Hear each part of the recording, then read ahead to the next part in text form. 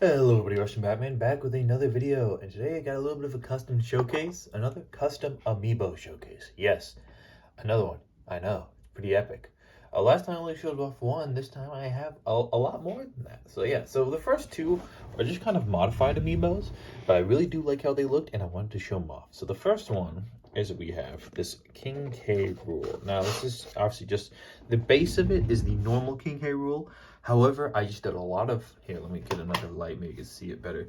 I did a lot of dry brushing just to kind of make all the details pop a little bit more and gave it kind of a finish too. So you can see there, if you look really closely, a lot of dry brushing, and it kind of, it just, especially I really like how the cape turned out.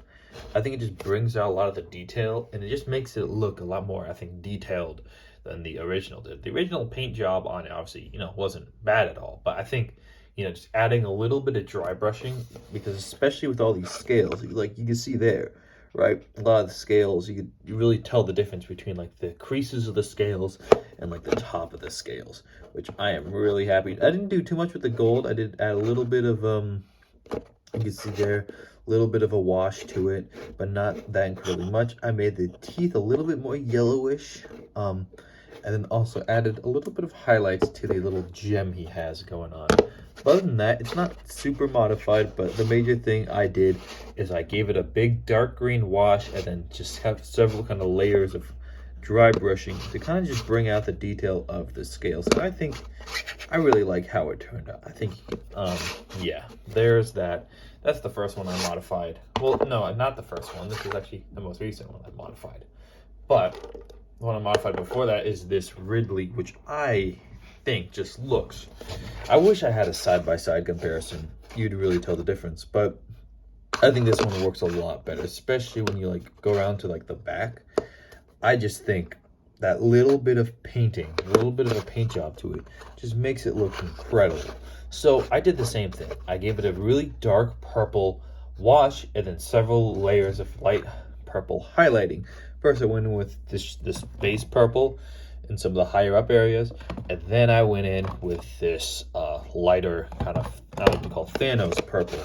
But yeah, so if you take a look there, like especially look at the hands, I think that looks really good.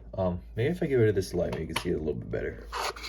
But see there, like you can really see how the like palms of the hand, here focus, how the palms of the hand are yeah, are lighter than like the base of the hand, and that was in the original. It's just kind of a little bit of a flat color.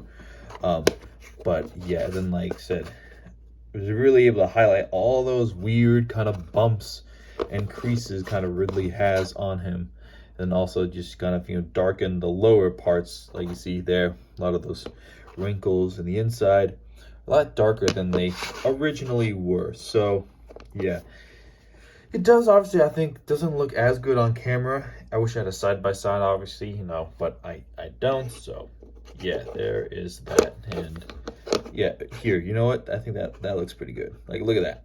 Like, look at that hand. Come on. Come on. You can't say that's not epic. But, yeah. So, yeah, those are just kind of some modified figures. And it was really easy to do. Like I said, all you need to do to kind of, make the figures look a lot better in person is just give it like a dark wash with something, which means like you mix black, a little bit of a colored paint, mix it with a lot of water, and just kind of wash it all, just paint that all over, and all the, paint will like seep to the creases and whatnot. And then you just do several layers of dry brushing after that, which is where you put a little bit of paint on the paintbrush and you take it off little by little. All right, next up, I'm debating who I should show off next. I'm not sure if it's Mario. I recently saw at GameStop they're reselling Mario amiibos for Mario Day, so I got, man, my dog. What the dog doing? That's a great question. Dog, are you gonna stop? I think the dog is done. Let's hope the dog is done. But yeah, here I made this kind of statue Mario. Okay, you know what?